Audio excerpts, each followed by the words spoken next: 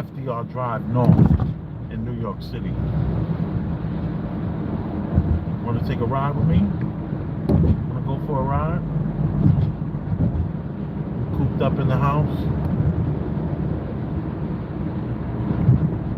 Or whatever your reasons are. You don't have to be cooped up in the house. You can choose to be in the house. You can be on your laptop somewhere in Mexico. Take that ride with me.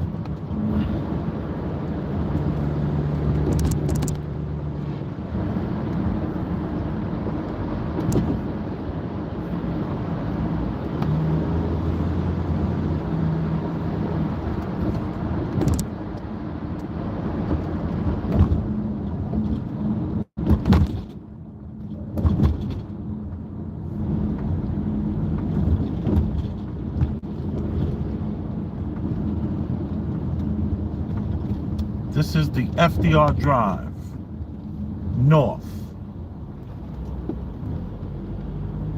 New York City. We are between 33rd and 34th Streets.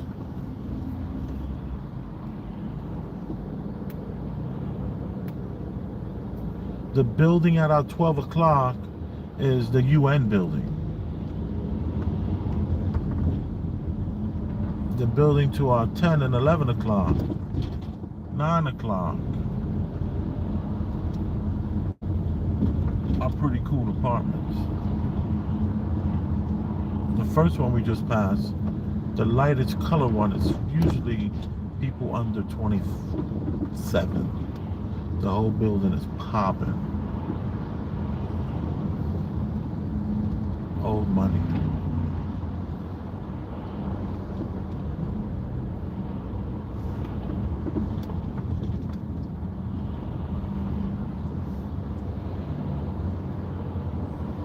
I was thinking about a comment someone left for me, and it would be nice, like I was just telling LJ, I was telling my wife, the phone that we're using as a house phone, because we have a house phone that's also a cell phone, but that's the phone that the kids use. My son dominates that phone, and he'll throw his sister with the Wi-Fi login,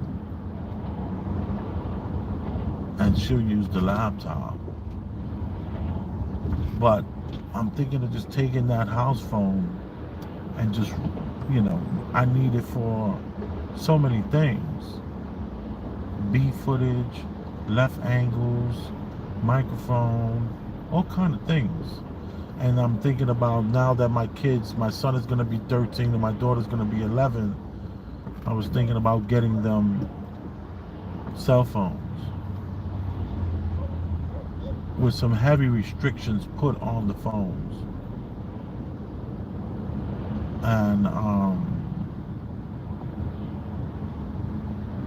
And then give them those really strong cases so they don't destroy the phone in the first, 3 months.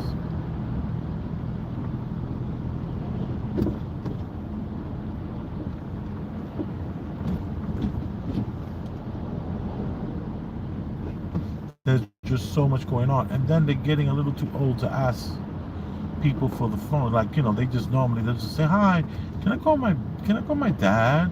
I don't have a cell phone." And people will be like, "All right, sure."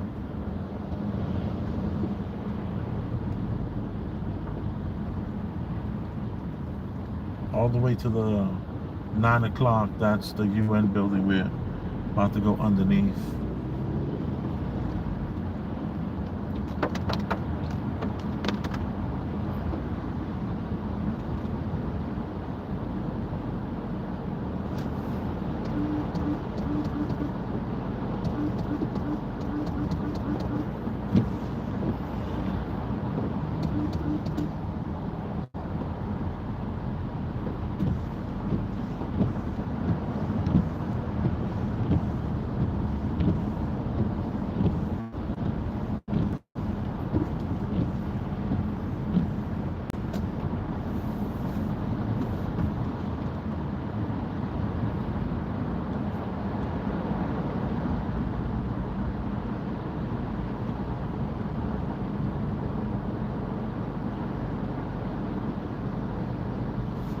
Well, I could look at that comment that was left on a short that I did. And in this short, there were these two elder scrubbing the doorways of the Walmart. They were scrubbing the wall, the actual emergency doors, and around the bottom of the emergency doors, the what is that called? The walk space, or I guess the trim around the door, not the trim, the actual, what is that when you go inside of that, like for a hurricane or a tornado? You're in the door jam, I guess. Well, the whole frame of the door, they were actually like scrubbing. Like they were taking these, they had gloves on, and they were taking these, they were spraying the doors down and then just wiping them with something, some sort of like cloth. And as I was in this Walmart, they were doing it to many of these doors. And I was like, these are immigrants. These are people that just, they don't speak any English. They were like, I think they're like refugees from, what's that place? Ukraine, maybe. I don't know. I shouldn't guess. But my point was, all these people keep coming here. They're saying 10,000 a week.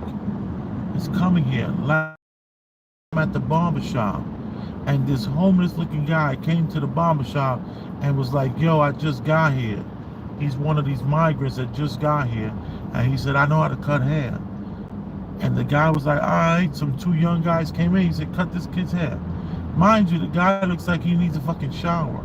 The guy looked like like something was wrong. Like, not something was wrong with him, but he looked like he potentially was homeless. He let the guy cut one head.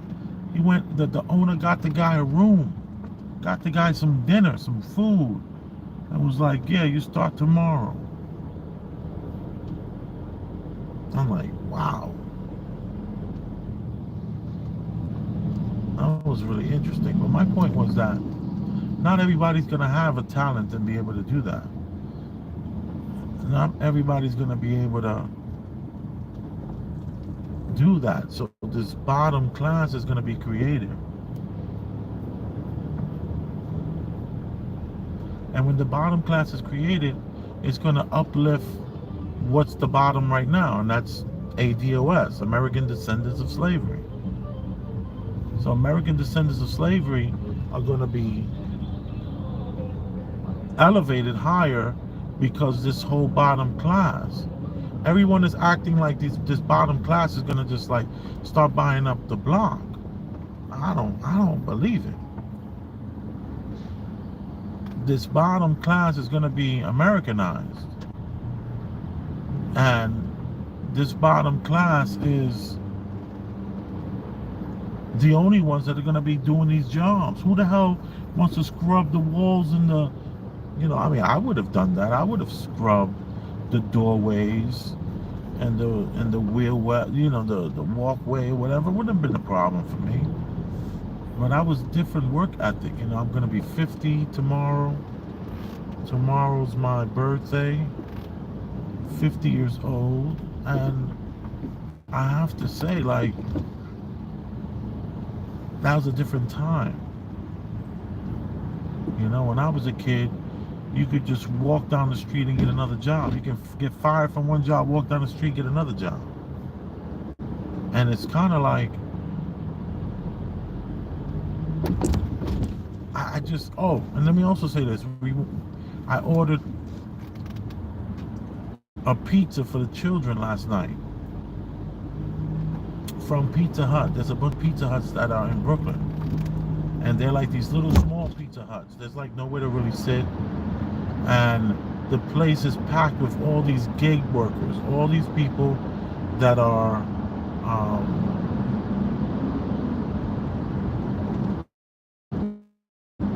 gig economists. Is that Rob Lowe? I can't really see this far. I think that's Rob Lowe. I don't know. I saw something that says happy birthday, brother. So thank you. I appreciate that. But the screen is too far for me to see in this vehicle that I'm in. And you know, I was just looking around at this time that we're in, where all these people are just buying into shitty service because on the receipt it said, sorry, I'm getting messages. On the receipt it said 9 o'clock. They said the hardest part is waiting. Your order will be ready by 9 o'clock. You see all the stuff you see here on the floor? This is from the flooding yesterday. This right here, the water was like, you know, 1.5 feet over here. So it looks all nasty and dirty and disgusting. It's not normally like that. And this traffic is because of this charger. Looks like he smacked into a wall. All right, got out of that finally. There's more to come. It's New York on a Saturday. Said the guy in the background. Anyway, so now I get there at 9:01, and I'm there to like 9:04 before I finally say, "How you doing?" I'm not picking up I'm picking up a personal delivery. I'm not a delivery person. Is there a special line for me? And she was like, "No, what's the name?" And I told her the name. And she goes, "Oh no, it ain't come up yet." I said, "But it says 9 o'clock." And she said, "No, it didn't come up yet." So now all the delivery people, they're now with their phones all in her face. And she's like, "Please step back. Everybody has to go to the other side of the room." Mind you, I count 13 delivery drivers just standing around. And when I first pulled up, it was massive amounts of cars there. Like double parked, like there was a party or something. But they didn't have any TLC plates. I was like, why are all these cars here? And these are not cab drivers. These were the delivery drivers. Not only were they in scooters, these delivery drivers were also in cars. And there was also somebody who was a walker. Some guy, he was like, "Listen," she says, "such and such and such and such." And the lady's like, "Yeah, I gave out that." And he was like, "Well, she didn't get it. She just said me. I came up on my phone to do another delivery over here. I missed the first one." And she was like, "Well, I gave it to an Uber driver, and he must have stole it. She has to mark it as stolen." I'm like, whoa. So it's like very commonplace for these places to get so crowded that a person leaves an order, and I don't know how they get it to the phone. They agree to take it, and they just never bring it first. So the person has to file like some sort of claim, maybe. I don't even know. But the guy was there to pick up the order, and the lady got so frustrated, she just gave him an order. Then he comes back and says, "This is a meat lovers. It's supposed to just be plain." And I was just like, oh my God. This is so weird. And she took that pizza and she put it back in the oven. He held the box. She did not do like McDonald's does and just dump it. Why take a chance of contamination in some way? She just was like, she just put it back in the, and he stepped out for a second. That was the crazy part. And then he wanted marinara sauce, and she had to walk all the way past the oven. She had to walk over 40 feet, 50 feet to get to the marinara sauces, and they weren't even prepared. She had to make it and seal it in the little cup. There should be a cup with there should be a cup of 60 of them ready on deck. What's going on here? And it was just chaos. Finally, by 9:37, she says, "Okay." Oh, when I put the number, when I was like ready to get the recharge, I said, "I'll just take my money back." And because I did it online on a credit card, there's a bit of a process, right? So now we have 13, 14 people just trying to do deliveries. She finds out that my number was 264. She says, "Sir, we're only up to 220. Okay, so you got 20 pizzas ahead of me. How long is that going to take?" She says, "Nothing less than an hour."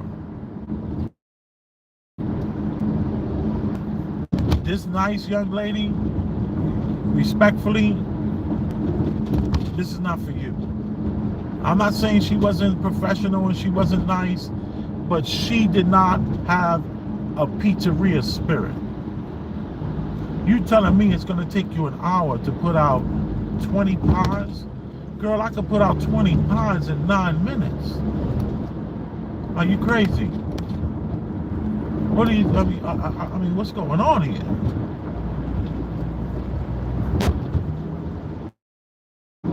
Something ain't right. So then I said, what did I say? I said,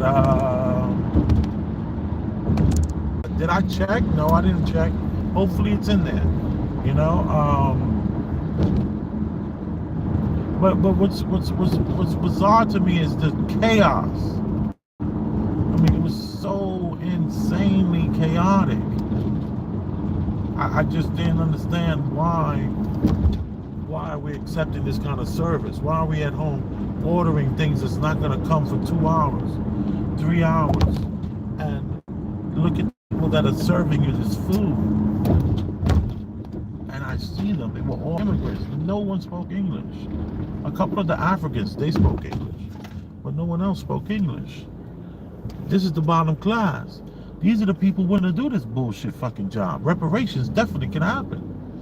If this is a capitalistic society, a society one in which we depend on value for value, if you're finding value in what I'm saying, you can leave me a donation. Nobody can tell you that 100 donation is too much. No one can tell you that $5 donation is too much. No one can dictate that. That's called capitalism. The government is not involved. Remember when COVID hit and there were people trying to sell gloves for $15 a box and toilet paper for $5 a roll, and the government like got involved and was telling people that you cannot sell to people that because it's some sort of like it's a necessity to some you know the terms. Oh, look at that guy TD. I went to junior high school with that guy TD. That was the graffiti ahead of us. Anyway, so you know, it's just interesting. It's interesting that like no one is speaking about this. No one is talking about this. They just, it's like before this administration that we have here, which is the Biden administration, his first term, the Biden administration has drastically changed the cold temperature of the United States of America in just 4 years. I mean, let's just take gas. gas is costing me I pay $3.99 for gas. So now we go back in time 3 years ago, it was significantly different. But I also remember a time where gas was like $3, and that was like crazy. They were promising you, if you came in and bought a car, they would give you a gas card that you can use this gas card for 3 years and never pay more than $2.99 for gas. 6 months after this happened, the gas went back down to $2.35.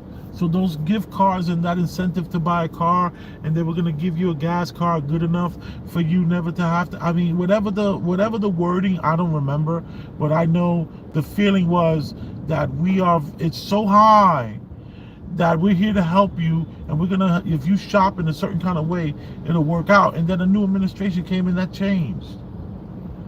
And this administration made all these changes that's happening. All the money that's given to Ukraine, all them, I think $57,000 a minute or something. I don't know. I know that they're paying for like people's jobs. They're paying for like, I think they're paying for their sanitation workers, the police. America's paying and helping out this country that's at war with, you know, with their Goliath, so to speak. And forget about all those politics. Let's just go to the fact that they're claiming that 10,000 people are being put here in this country, and everyone is going to be like, yeah, but they're giving them this and they're giving them that, and they're giving them this and they're giving them that, and they're giving them this and they're giving them that. They're going to be buying the block. They're going to be driving all the trucks, driving all the cars, and I just don't see it. And a lot of these neighborhoods where you do see the Mexican guy in the big Dodge Ram, and he got the cowboy hat and the cowboy boots, and he's here in New York City, he got the crazy stereo, and they're all in the parks barbecuing, and he looks like he's the boss and he's the man. He is the boss. He is the man. Him and his boys are the bosses. They are the man. They're the ones that's popping right now. Like when I was a little kid, it was the black community that was popping. Don't forget, I'm 49, about to be 50. The black Harlem was popping.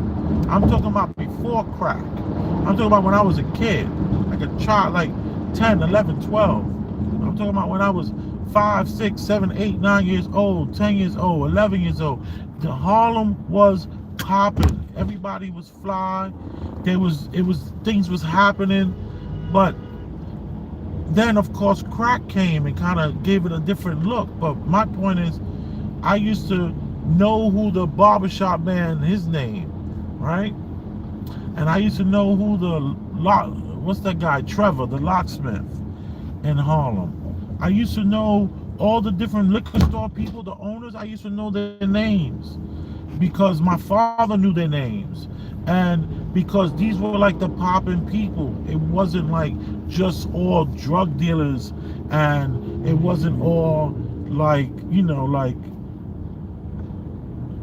what's it called? What's that called? What's that? Not Manners. It's a very famous soul food place in Harlem on 126th Street and Lenox Avenue. And that's the place that Big Leg Judy was managing for forever. When she came home, was she pardoned? Oh no, that's somebody else that was pardoned by the governor. But I digress from all that to just say that when I was a kid, Harlem was popping, and it wasn't just the hustlers. It wasn't just the drug dealers. So this woman who had that restaurant that I was trying to remember the name of it, you know, what boards and 14 different lights in the front, like big brown lights looking like 1920. Yo, Harlem was popping. It wasn't just the drug dealers, is what my point is. Like right now, you look at the Mexican man, it's not just the drug dealer Mexican man that are popping. It's like these guys that own a couple of dry cleaners, and they kind of get it going on, and they're popping. But any administration that comes is going to change that. I'm not saying Trump's administration, if he comes in, or DeSantis' administration, if he comes in. I'm just saying that it's capitalism. Capitalism has to have their neck on somebody, but they have to let you win a little bit at first. They got to let you get that paper. Because once you get the paper, you're gonna always know I can always get the paper. So you're never gonna say, nah, I'm gonna just get the 9 to 5. Fuck that. I don't want to take any more risks. No, no, no, no, no. You're gonna take risks because you took risks and you won. They let you win. So the Mexican man and these Ecuadorian guys, that they looking like they shining, big truck series, big rims, they look like they winning. Yeah, they have to, because their little people need to look at somebody and say, yo, I want to be like that. And then it will get taken away. Because 10,000 people are coming in a day into this country, and they're spreading them out to all these cities, right? They're spreading them all out. And New York is getting it. Everywhere is getting them. They're going to have a bunch of babies. They're going to have a bunch of babies, man. And when they have all these babies, guess what? If they was too busy looking at the wrong thing shining and thinking that the grass was greener on some other side of the road, they're going to be in for a big awakening. And the bottom class will win, will come up. Like, in other words, the ADOS man is going to be able to come up out of that and no longer be the bottom class, because the new administration that comes is going to take all that away. All that. You thought you was going to come over here and get your driver's license? Nah. You thought you was gonna come over here and get your welfare? No. Matter of fact, you owe for all that money you got. You thought you was gonna come over here and get housing? We taking that stipend away. You thought you were gonna come over here and just tear up these hotels and whatever it is that they're doing? Nah, we're not having that.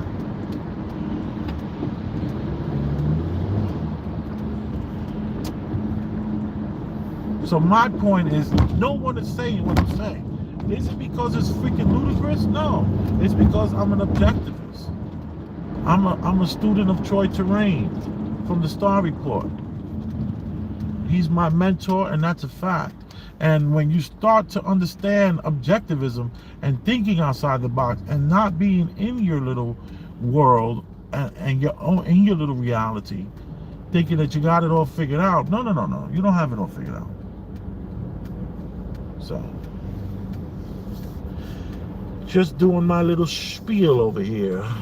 Thinking about that comment that someone left. Someone left a comment, so I'm responding kind of to that comment. I will I don't know, copy and paste it. Wow, that guy is moving. Gee.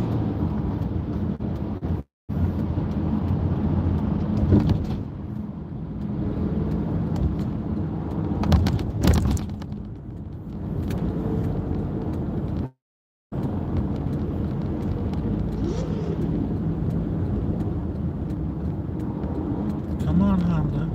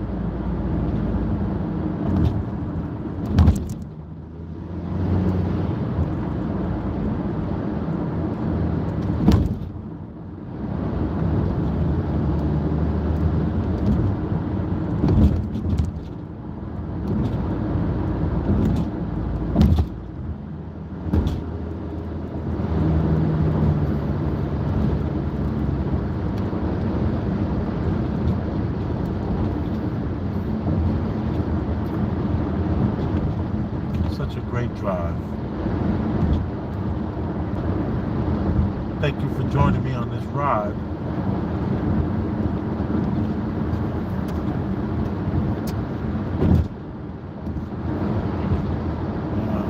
Appreciate you guys. I'm gonna say bye soon.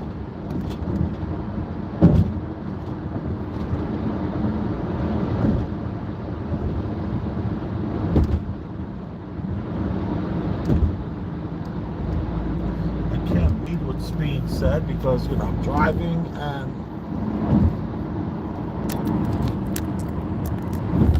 I just can't really see it. But I appreciate all that's in the chat. And if you think I'm a crazy person and you think I'm full of it, then that's fine too. All I'm saying is this bottom class created right in front of our eyes. These are people that are gonna do the deliveries for the people that can. You see, this delivery world. They want this delivery world to continue. You know what's interesting is that I might have kept my pizzeria had I had not to pay delivery people. If it was very costly. I was paying $1 per delivery, and I was paying them $1 per delivery, and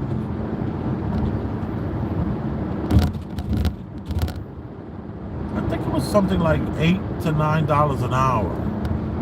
It was like $9. I think I was paying them $9 an hour. Okay, and that used to hurt, man. That used to sometimes make the difference of me just not even breaking even. Like, damn, if I could have just broke even this week, what the hell, man? These freaking delivery guys, and then I was giving them $1 a damn. Yeah, I remember doing the $1 delivery, but I can't remember how much I paid them, but it was over minimum wage for sure. I think minimum wage was like $7.15. $7 or something like that. So I was giving them like 8 or 9. And it was like really cool. Then my pizza man, I was paying my pizza guy, but I had to become the pizza man because it just was so. It was $15 an hour for the pizza man. And it was hurting. It was hurting. Like it was like I gotta keep paying out of my pocket because we just added something to the menu,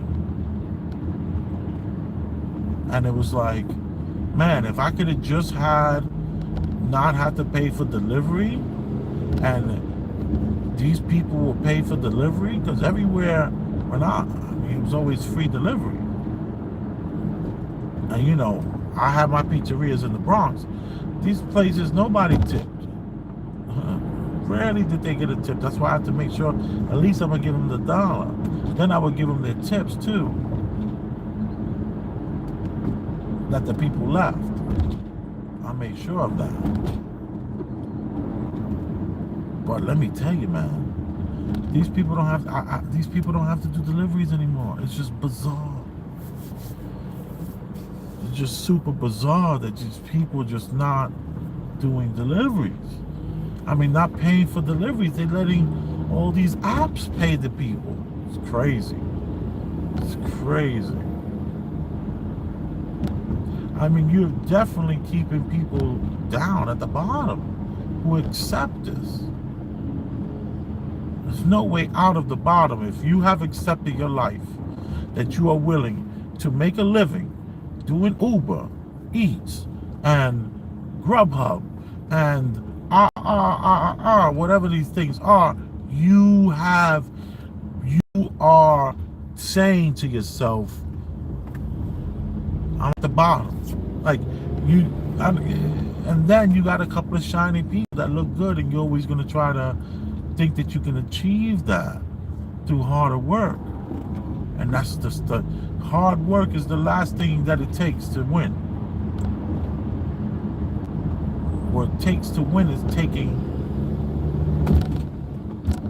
a chance. First, you got to believe in yourself. And you get tested as an entrepreneur because you realize, oh my God, this is only a job. This is not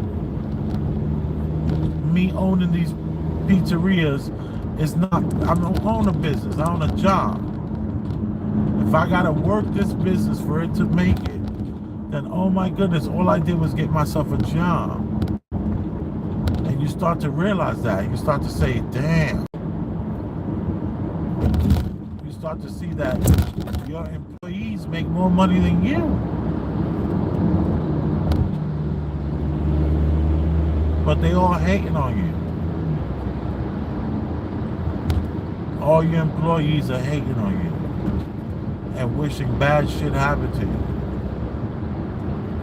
You might find one dedicated person that got your back, but they don't know how to give eye contact to the people that deliver the food.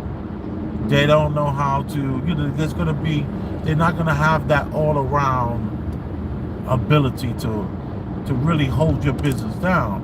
So you're stuck in this little bubble. I've been stuck in this bubble so many times. Jesus Christ. It's like, I was speaking on this the other day. It feels like, I was telling the doc actually, the doc and I hung out for a little while yesterday. And it's like,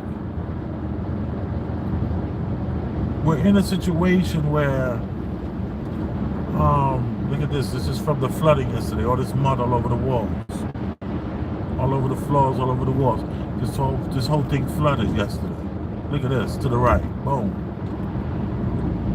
Dang. All this mud from yesterday's flooding.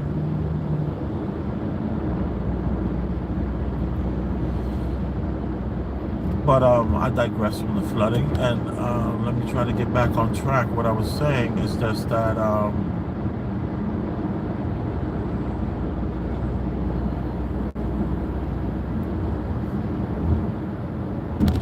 yeah, you got these jobs that are masquerading themselves as businesses, but everyone that sees you, they see the winner in you. They see how well you're doing. So for them, they say, oh my goodness, this guy's doing so well. What the hell is he complaining about?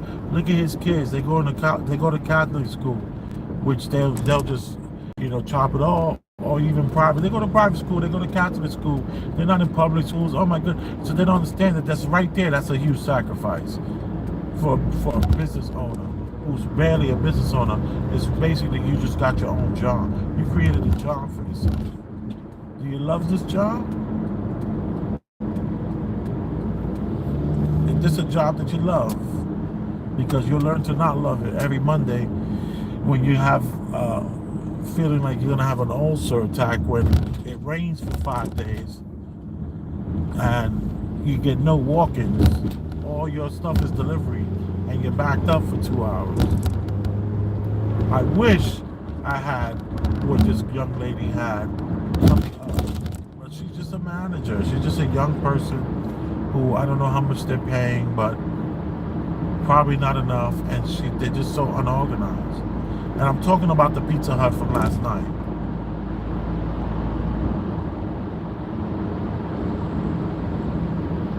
Anyway. So I think the bottom class is being created. I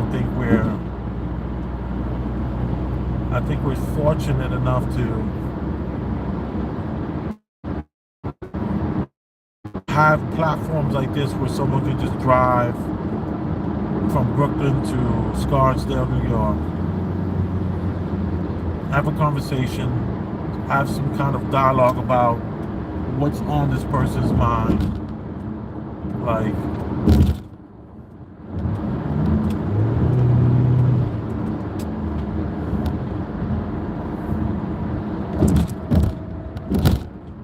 outside the box, objectively, the bottom class might be being created, and it only takes an administration to take away all the promises. Look what happened with Abraham Lincoln after he was killed.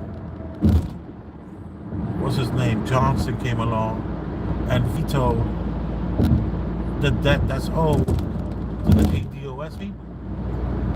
That debt that's owed to the ADOS people needs to be paid. And with this new bottom class being created, it can happen. That's why whoever's running, if they're not talking reparations, I'm not voting.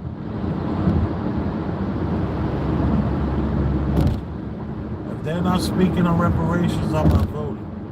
Because the game was rigged for too long. I'm 50 years old, didn't realize the game was rigged until I was in my 40s. I would have liked to have known that a little sooner. You kind of played me a little bit.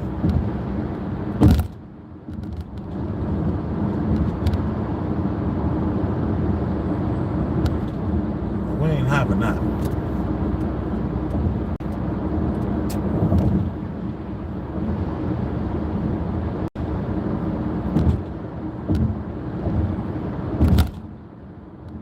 We ain't having that. No more.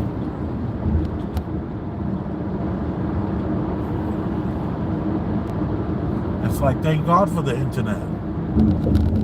Because the internet is what has helped wake up so many people from this reality. From this reality, this monotony, this reality, this groundhog that I started talking about. How it feels like we're in Groundhog Day, and the only thing that happens different is that we just keep getting older. But we're stuck in Groundhog Day. And there's slight little changes that we make that have us believe that it's an actual different day. And the internet has helped wake up a lot of people. Helped wake me up. And I'm super thankful.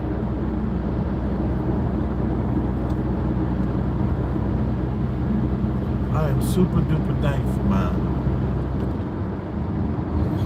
that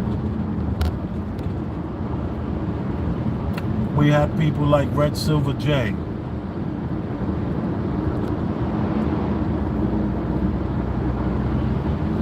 who gave up on us. He gave up on the people. After Trump was elected, he just went away. He pops up every now and then. People like Insanity is Sanity. He left the internet alone. People like 1973, something or another, I can't remember. High Impact Flicks.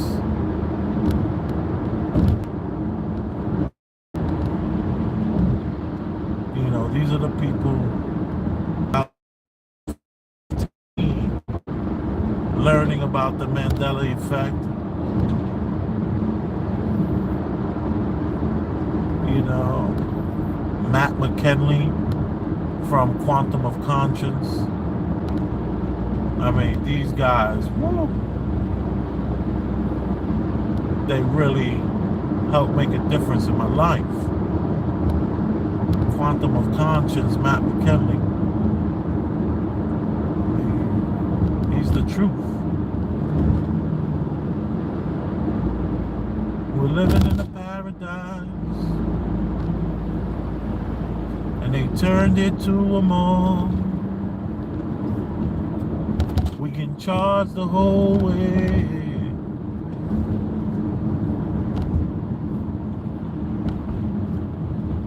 I said we're living in a paradise. Do I get off here? Why do I feel like I get off here? And we turned it to a mall.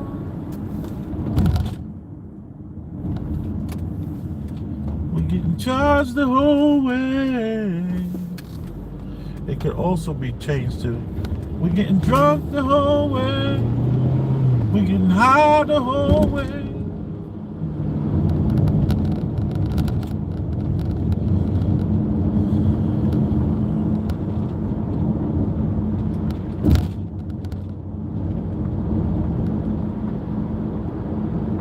I said we're living in a paradise,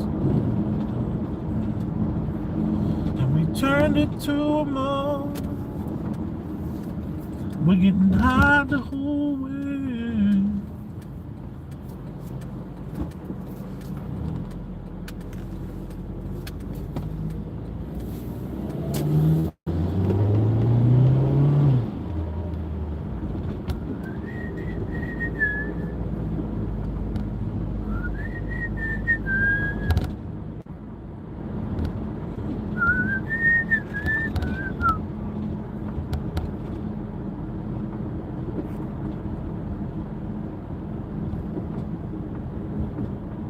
And by the way, I have not broken any speed limit laws. Well, the was it the FDR drive where I was going like 50 and a 40. But they just dropped it down to a 40. Come on, what they doing? This is the best place to get plants and flowers, y'all. I come here every year, twice a year.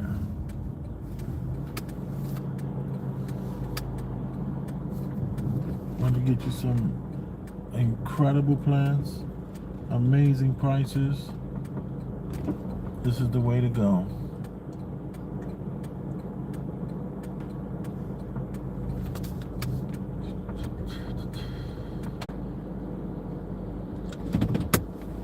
Scarsdale. And they got great fruit selection in here as well. And then I'm a rescuer of fruits. I like to rescue fruit. So they have all these little baskets of just fruit that are gonna die, and they give them away for like, $2-3 for a big bag of the stuff. So I like to rescue plants.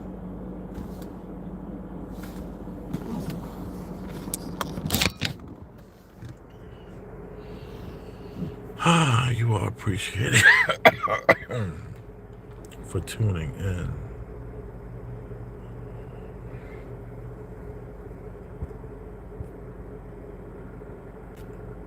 I promise to read all your stuff later. Big Elvis.